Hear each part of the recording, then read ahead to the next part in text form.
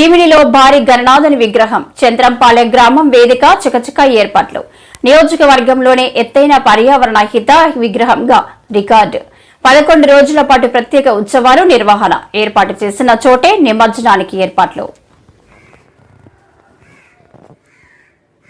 మధురవాడ పరిధిలోని చంద్రపాలెంలో ఏర్పాటు చేసిన వినాయక విగ్రహం భీమిని నియోజకవర్గంలోనే పర్యావరణ హిత ఎత్తైందిగా నిలవనుంది. విష్ణు రూప మహాగణపతి నిలువెత్తు విగ్రహం ప్రత్యేకతలతో రూపుదిద్దుకుంటుంది. ఒకవైపు శివపార్వతులు, మరొక వైపు కుమారస్వామి విగ్రహాలు ప్రత్యేక ఆకర్షణగా నిలవనున్నాయి. మండపంలో నుంచి విగ్రహాన్ని చూస్తే వినాయక విగ్రహం పరిపూర్ణంగా కనిపిస్తుంది. వినాయక విగ్రహం ఏర్పాటు చేయడానికి కలకత్తా గంగానది నుంచి మట్టిని వినియోగిస్తున్నట్లు తెలిపారు. విగ్రహానికి వాడే రంగులు కూడా ఎటువంటి రసాయనాలు లేని వాటర్ కలర్స్ని వాడుతున్నారు. 33 అడుగుల భారీ విగ్రహం కోసం 50 అడుగుల ఎత్తు, 30 అడుగుల వెడల్పుతో ప్రత్యేక మండపం నిర్మించారు. హైదరాబాద్కు చెందిన సుమారు 10 మంది కళాకారులు సుమారు 60 రోజులుగా పనిచేస్తున్నారు. భక్తులు దర్శించుకునేందుకు వీలుగా బారికేడ్లతో లైన్లు ఏర్పాటు చేస్తున్నారు. ఇక విష్ణు రూప మహాగణపతిని ప్రతిష్ఠించిన చోటే నిమజ్జనం చేయడానికి ప్రణాళిక రూపొందించారు.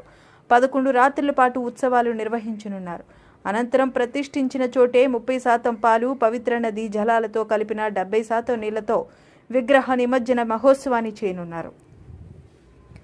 మధురవాడ ప్రాంతానికి ప్రత్యేక గుర్తింపు తీసుకురావడంతో పాటు రానున్న తరాలకు హిందూ సాంప్రదాయాలను తెలియజేసే విధంగా పర్యావరణ పరిరక్షణ, ఐక్యమత్యంతో కలిసి ఉండాలనే సందేశాన్ని భావితరాలకు అందించాలనే సదుద్దేశంతో ఈ ప్రయత్నం చేస్తున్నానని ఉత్సవ నిర్వాహకులు అంటున్నారు. కేవలం విగ్రహం ఎత్తు పెంచడమే కాకుండా ఏదో ఒక ప్రత్యేకత ఉండాలని నిర్ణయించుకుని వినూత్నంగా విగ్రహాన్ని తయారు చేయించామని చెబుతున్నారు. 25 ఏళ్ల అనుభవం కలిగిన గతంలో ఖైరతాబాద్, గాజువాక భారీ విగ్రహాన్ని తయారు చేసిన కళాకారుల ఆధ్వర్యంలో ఈసారి మా విగ్రహం తయారు చేయడం సంతోషంగా ఉందని, చంద్రపాలెం మరియు మధురవాడ ఖ్యాతి నలుమూలలా చేరేలా ఉత్సవాలను నిర్వహిస్తామంటున్నారు.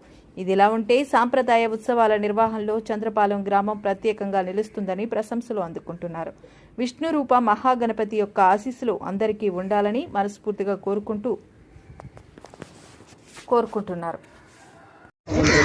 గతంలో ఇప్పుడు ఎన్నడూ లేని విధంగా ఒక కొత్త పందాతో ఇక్కడ వినాయక చవితి మహోత్సవాలు నిర్వహించడం జరుగుతుంది. గ్రామస్తులు, గ్రామ పెద్దలు, యూత్ మెయిన్ వాళ్ళ ఆధ్వర్యంలో ఇక్కడ ఘనంగా నిర్వహించడానికి అన్ని ఏర్పాట్లు చేయడం జరుగుతుంది. భీమిలి నియోజకవర్గంలో ఇంతవరకు కూడా ఇంత పెద్ద విగ్రహం ఎవరు కూడా పెట్టి లేరు. ఇప్పుడు ప్రప్రథమంగా చంద్రపాలెంలో ఏర్పాటు చేయడం జరుగుతుంది. 7వ తారీఖు స్వామిని ప్రతిష్ఠించి ఆ రోజు నుంచి కూడా 15 రోజులు ప్రతి ఉదయం సాయంత్రం పూజా కార్యక్రమాలతో పాటు నిత్యం 15 రోజులు కూడా ఇక్కడ ప్రత్యేక కార్యక్రమాలన్నీ కూడా నిర్వహించడం జరుగుతుంది. అందులో సాయంత్రం పూట సాంస్కృతిక కార్యక్రమాలు, అలాగే ఉదయం ఒకరోజు కుంకుమ పూజ, ఒకరోజు సుబ్రహ్మణ్య స్వామి పూజ, అలాగే ప్రతిరోజు కూడా వివిధ రకాలైన పూజా కార్యక్రమాలతో ఇక్కడ ఏర్పాటు చేయడం జరుగుతుంది.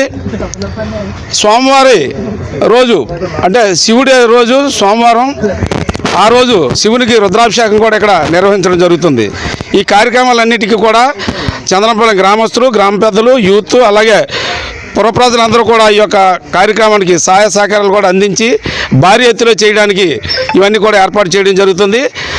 విశాఖపట్నం అలాగే ఈ పరిసర ప్రాంత భక్తులు, ప్రజలందరూ కూడా ఈ 15 రోజులు స్వామివారి దర్శనానికి ఇచ్చేసి స్వామివారిని దర్శించి తీర్థప్రసాదాలు స్వీకరిస్తారని కోరుచున్నాం.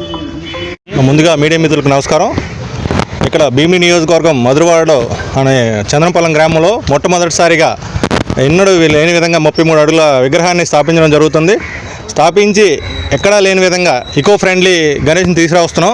ఇదంతా ఎంత సహకారం గ్రామ పెద్దలు, యూత్ అందరూ కలిపి ముందు తీసుకెళ్ళి దీన్ని ఎక్కడైతే విగ్రహ ప్రతిష్ఠ చేసామో ఇంకా అదే ప్లేస్లో మళ్ళీ నిమజ్జన ఏర్పాట్లు కూడా ఇక్కడే చేస్తున్నాం. ఈ 15 రోజులు అత్యంత ఘనంగా పూజలు నిర్వహించి ప్రతి ఒక్కరూ, ప్రతి యూత్, గ్రామ పెద్దలు అందరూ దీన్ని సహకరించి ముందు తీసుకెళ్తున్నారు.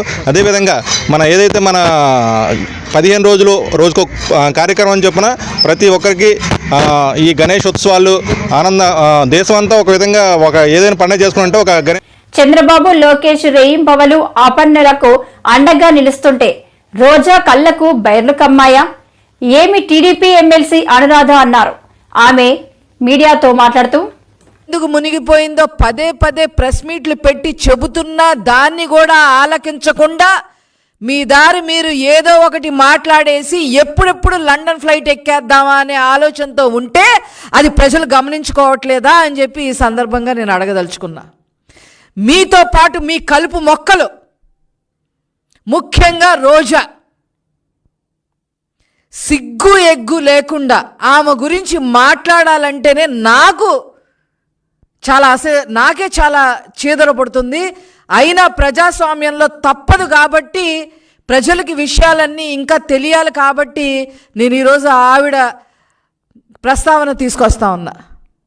చెన్నై గెస్ట్ హౌజుల్లో కూర్చొని ఇష్టం వచ్చినట్టుగా మాట్లాడతా, ముఖ్యంగా చంద్రబాబు గారు అదేవిధంగా లోకేష్ గారి గురించి ముఖ్యంగా ఇష్టం వచ్చినట్టుగా మాట్లాడుతుంది.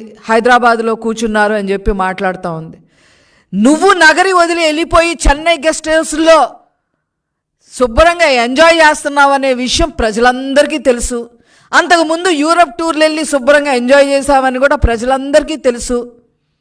అప్పుడప్పుడు ఇక్కడికి వచ్చి లేనిపోని అన్నీ మాట్లాడటానికి సిద్ధపడితే తస్మాత్ జాగ్రత్త.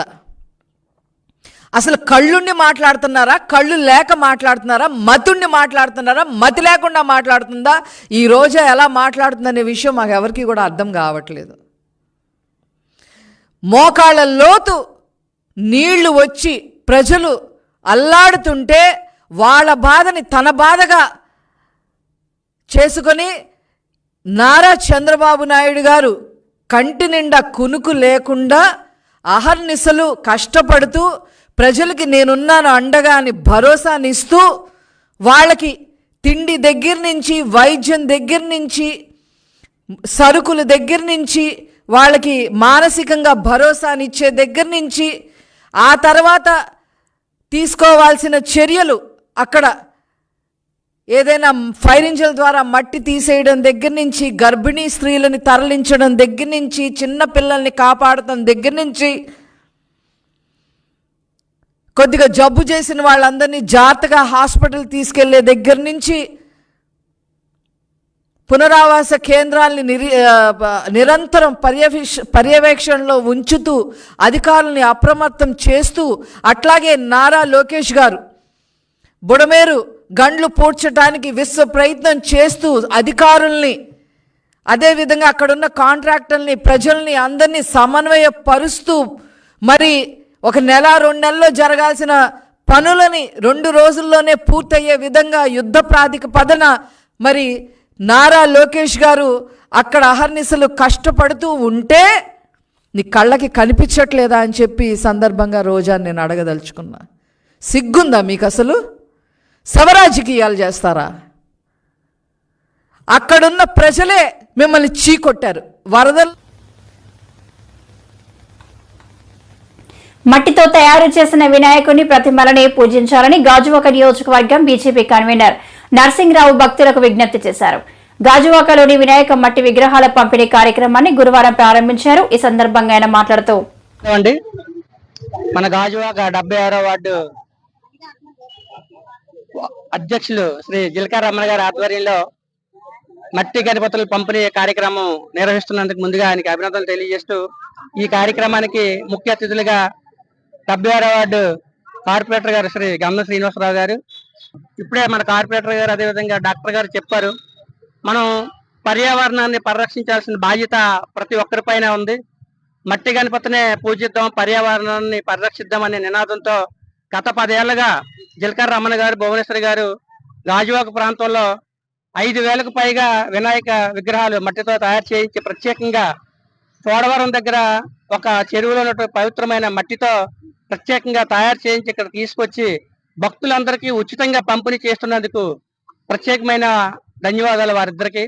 ఎందుకంటే మన హిందూ సనాతన ధర్మాన్ని కాపాడుతూ మరి మనం రాబోయే తరాలకి మన సంస్కృతి సాంప్రదాయాలను ముందుకు తీసుకెళ్లాలంటే ఖచ్చితంగా ఇటువంటి పూజా విధానం అన్ని కూడా తెలియాలి పిల్లలు నేటి తరానికి. ఇప్పుడే మన పెద్దలు చెప్పినట్లుగా మనం ఏ పూజ చేసినా సరే వినాయక పూజ చేస్తూనే మొదలు పెడతాం. మనకి పండుగలలో కూడా మొదటి పండుగ వినాయక చవితి. ఈ నెల 7వ తేదీని మరి దేశవ్యాప్తంగా అత్యంత వైభవంగా నిర్వహించుకుంటాం.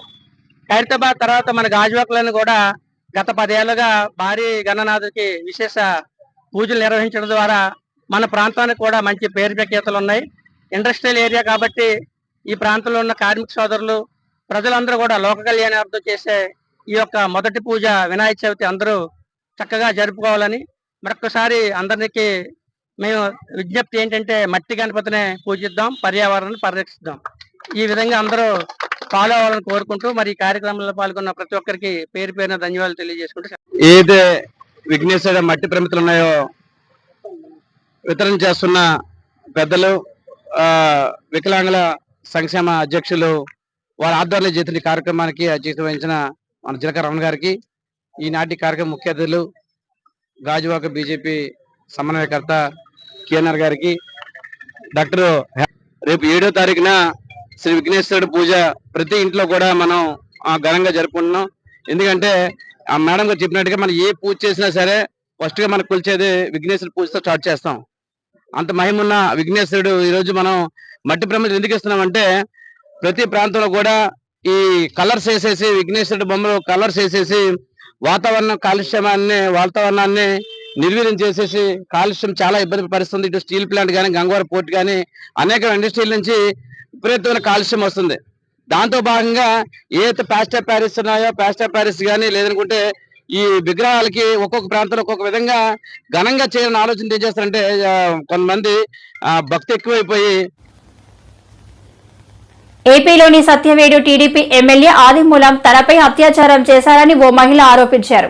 టీడీపీ కార్యకర్తగా ఎన్నికల్లో ఆయన తరపున ప్రసారం చేయగా తన ఫోన్ నంబర్ తీసుకుని పలుమార్లు కాల్ చేశాడని పేర్కొన్నారు.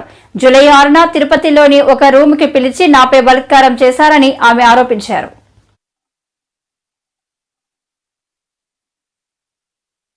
రోజు ఎమ్మెల్యే అయిన తర్వాత భీమాస్ ప్యారడైస్ తిరుపతికి రావాలని చెప్పి కోరగా నేను ఎమ్మెల్యే గారు ఏదో అర్జెంటుగా రమ్మంటా ఉన్నాడని చెప్పి నేను కార్ బుక్ చేసుకొని అక్కడికి వెళ్ళడం జరిగింది. రూమ్ నెంబర్ 109 జూలై 6వ తారీఖు రోజు నేను అక్కడికి వెళ్ళడం జరిగింది. అక్కడ ఎవరూ లేదు, ప్రశాంతంగా ఉండింది. ఎమ్మెల్యే గారు మాత్రమే రూమ్లో ఉన్నారు. నేను వెంటనే రూమ్లోకి వెళ్ళడం నా పైన బలాత్కారానికి పాల్పడిన తర్వాత నేను అతనికి లొంగిపోవడం జరిగిన తర్వాత ఈ విషయం ఎక్కడైనా బయట చెప్పావంటే నేను చంపేస్తాను, నీ కుటుంబాన్ని చంపేస్తాను అని చెప్పి బెదిరించడం జరిగింది. అందువల్ల నేను ఎవరికి చెప్పుకోకుండా నేను సైలెంట్గా ఉండిపోయాను. మళ్ళీ ఇంకొకసారి ఫోన్ చేసి నువ్వు కానీ రాలేదంటే నేను మళ్ళీ నీ కుటుంబాన్ని, నీ భర్తని చంపేస్తానని చెప్పి నన్ను బెదిరించడం జరిగింది. బెదిరించడం ద్వారా నేను మళ్ళీ అక్కడికి భీమాస్ ప్యారడైస్కి వెళ్ళడం జరిగింది. వెళ్ళిన తర్వాత నేను పూర్తిగా ఆయన్ని అవాయిడ్ చేస్తూ వచ్చాను. నేను అవాయిడ్ చేశానని తెలుసుకున్న అతను నాకు పదే సైకోలాగా నిమిషానికి ఒకసారి ఫోన్ చేయడం జరిగింది. అది గుర్తించిన నా భర్త ఎమ్మెల్యే నీకు ఎందుకైతే ఇన్నిసార్లు కాల్ చేస్తున్నాడని చెప్పి నా మొబైల్ ఇంచేసి నన్ను కొట్టడం, నన్ను బెదిరించడం చాలా చేశాడు. చేసిన తర్వాత నేను ఆ బాధను భరించలేకుండా నాకు జరిగిన బాధని నేను ఆయనతో వివరించినప్పుడు నా భర్త ఇలానే నీకే జరిగిందా, చాలామందికి జరిగిందా అన్నప్పుడు చాలా మహిళలు, గవర్నమెంట్ ఎంప్లాయీస్ కూడా ఉన్నారు ఇందులో, మహిళలు చాలామంది బలైపోతున్నారు నేను చెప్పినప్పుడు ఆయన సూచించాడు నన్ను ఈ చాలామంది మహిళల్ని కాపాడుకొని మనం బ్రతకాలి, మనం కాపాడుకోవాలని చెప్పి ఆయన నాకు ఒక పెన్ కెమెరాని అరేంజ్ చేసి ఇవ్వడం జరిగిన తర్వాత ఆగస్టు 10వ తారీఖు భీమాస్ ప్యారడైస్కు 1:30 వెళ్ళడం జరిగింది. అక్కడ జరిగిన కామ క్రీడలను నేను రికార్డ్ చేసుకొని తీసుకొచ్చి నా భర్తకి ఇవ్వడం జరిగింది. అటు తర్వాత నేను మంగళగిరి పార్టీ ఆఫీస్ గారికి, పెద్దబాబు గారికి, చిన్నబాబు గారికి ఇద్దరికి నేను తెలియజేయడం జరిగింది. వాళ్ళ ద్వారా మాకు పిలుపు వస్తుందని ఇన్ని రోజులు వెయిట్ చేశాము. తర్వాత ఈ విషయం ఆయన తెలుసుకొని నన్ను బ్లాక్మెయిల్కి గురి చేయడము, మా ఇంటి చుట్టూ 4-5 మందిని పంపించి నన్ను వెతకడం చేస్తున్నాడు. నాకు ప్రాణహాని ఉంది, ప్రాణ భయంతో నేను ఇక్కడికి రావడం జరిగింది. అంతేకాకుండా ఇలాంటి చీడ పురుగులు తెలుగుదేశం పార్టీలో ఉన్న రోజులు తెలుగుదేశం పార్టీకి మంచి పేరు రాదని చెప్పి బాబు గారికి తెలియజేస్తున్నాను. అయ్యా బాబు గారు, ఒక్కరు కూడా చనిపోకూడదని ఆరాటపడే తండ్రి కొడుకుల ఎక్కడ, శవాలు ఎక్కడని వెతుక్కునే జగన్ రెడ్డి ఎక్కడ అని టీడీపీ నేత దేవినేని ఉమామహేశ్వరరావు అన్నారు. ఈ మేరకు ఆయన టీడీపీ కార్యాలయంలో మీడియాతో మాట్లాడుతూ మాజీ సీఎం జగన్ పైన విమర్శలు కురిపించారు. వాళ్ళ దగ్గర నుంచి భోజన సదుపాయాల దగ్గర నుంచి బుడమేరు బాధితులకి అన్ని విధాలుగా సాయం చేయటానికి అధికార యంత్రాంగం, ప్రజాప్రతినిధులు, స్వయంగా ముఖ్యమంత్రి గారే రంగంలో ఉండి పర్యవేక్షిస్తూ ఉంటే దెయ్యాలు వేదాలు వల్లించినట్టు జగన్ రెడ్డి మొసలు కన్నీరు కారవటానికి నిన్న విజయవాడ నగరంలో పట్టుమని కొన్ని నిమిషాల్లోనే ఓదార్పు కార్యక్రమాలు చేసి పనిచేసే ప్రభుత్వం మీద విషం జిమ్మే కార్యక్రమాన్ని ఒక యంత్రాంగానికి ధైర్యం చెప్పి, ప్రజలకి ధైర్యం చెప్పి పరిగెత్తిస్తూ ఉన్న ముఖ్యమంత్రి మీద విషం జిమ్మటానికి కుట్రలో కుతంత్రాలతో, నీ నీచపు బుద్ధితో 5 సంవత్సరాలు వ్యవస్థలను నాశనం చేసి బుడమేరు డైవర్షన్ ఛానల్కి 37,555 క్యూసిక్ల వరద ప్రవాహాన్ని కృష్ణానదికి తరలించటానికి 464 కోట్లతో చంద్రబాబు నాయుడు గారు టెండర్లు పిలిపించి పనులు మొదలుపెట్టి దగ్గర 150 కోట్లు ఖర్చు పెడితే 5 సంవత్సరాల జగన్ రెడ్డి పరిపాలనలో, వైసీపీ ప్రభుత్వ పరిపాలనలో పనులను నిలుపుదల చేసి పక్కన పెట్టి ఈ దుర్మార్గానికి నువ్వు కారణం కాదా జగన్ రెడ్డి అని నేను ప్రశ్నిస్తా ఉన్నా, నీ పార్టీని ప్రశ్నిస్తా ఉన్నా. 68,000 కోట్లు ఖర్చు పెట్టిన చంద్రబాబు నాయుడు గారి ప్రభుత్వం ఎక్కడ? 5 సంవత్సరాల్లో 32,000 కోట్లు ఖర్చు పెట్టిన వైసీపీ ప్రభుత్వ పరిపాలనలో బుడమేరు డైవర్షన్ ఛానల్ పనుల్ని ఎందుకు నిలుపుదల చేశావు? ఎందుకు పనులు ఆపేశావు? ఇవాళ ఈ లక్షలాది మంది బాధితులకు సమాధానం చెప్పు. బాపట్ల మాజీ ఎంపీ వైఎస్ఆర్సీపీ నేత నందిగాం సురేష్ ను ఆంధ్రప్రదేశ్ పోలీసులు అక్రమంగా అరెస్టు చేశారు. అరెస్టుపై నందిగాం సురేష్ భార్య బేబీ లలిత మీడియాతో మాట్లాడారు. నా భర్త మీద అక్రమ కేసులు పెట్టేందుకు పోలీసులు సిద్ధమవుతున్నారు. ఆయనకు ఏమైనా జరిగితే అందుకు సీఎం చంద్రబాబు బాధ్యత అని ఆమె తెలిపారు. నా భర్త గత 5 సంవత్సరాల్లో ఆయన సాక్ష్యం రాష్ట్రం అంతా చూసి ఓట్లేసి నా భర్తకున్న సాక్ష్యాన్ని బట్టి మేము జగన్మోహన్ రెడ్డి గారి కోసం మేము నిలబడి ఒక అబద్ధ సాక్ష్యాన్ని మేము చెప్పలేక మా కుటుంబం మేము నిలబడ్డందుకు మా మీద పాయింట్ బ్లాక్లో గన్ను పెట్టి నా భర్తని ఇదే స్టేషన్లో చంపే ప్రయత్నం చంద్రబాబు నాయుడు గారు చేయించి డబ్బులు బ్యాగుల్లో పెట్టుకొచ్చి నా భర్తకి ఇచ్చి ఈ ప్రలోభాలకి లొంగితే ఈ మాటలన్నీ మీరు చెప్తే ఇంత డబ్బు ఇన్ని కార్లు మీ ఇంటికి వస్తాయని మమ్మల్ని చెప్తే మాకు అవసరం లేదు. ఒక నిందని ఒక నిజాయితీ కలిగిన వ్యక్తి మీద మేము వేయాలనుకోలేదు అని మేము బయటకు వచ్చినప్పుడు ఆ సాక్ష్యాన్ని చూసి మమ్మల్ని జనాలు ఆదరించి స్టేట్ వైడ్గా నా భర్త ఈరోజు పెద్ద స్టేట్ లీడర్ అయ్యాడు. చంద్రబాబు నాయుడు గారు అనుకుంటున్నాడు నేను అన్నకు దొక్కేస్తున్నాను, నేను అది దాన్ని ఏమంటారంటే సునకానందం పొందుతున్నారు వాళ్ళు. అంత పెద్ద వయసులో ఉండి ఆ స్థాయిలో ఉండి కూడా మా జీవితాలతో దళితులతో ఇలా ఆడుకోవటం చంద్రబాబు నాయుడు గారికి అయితే ఇది కరెక్ట్ కాదు. నా భర్తను రాత్రి 1 గంట 2 గంటల నుంచి హైదరాబాద్ నుంచి వస్తే ఎంతసేపు పట్టిద్దండి? హైదరాబాద్ నుంచి జర్నీ ఎంతసేపు పట్టిద్ది? 1 గంటకు అరెస్ట్ చేశారు. ఎన్ని గంటలు పట్టిద్ది? 3 గంటలు పట్టిద్ది, 4 గంటలు పట్టిద్ది. ఎప్పుడు తీసుకొచ్చారు? ఇప్పుడు తీసుకొచ్చారు. అంటే ఎంత ఇబ్బంది పెట్టారు మమ్మల్ని జర్నీలో కూడా. మేము కార్లు ఎత్తుకుంటుంటే మా కార్లకు అందం, మేము ఫాలో చేసుకుంటుంటే ఎక్కడ ఉన్నాడో తెలియదు.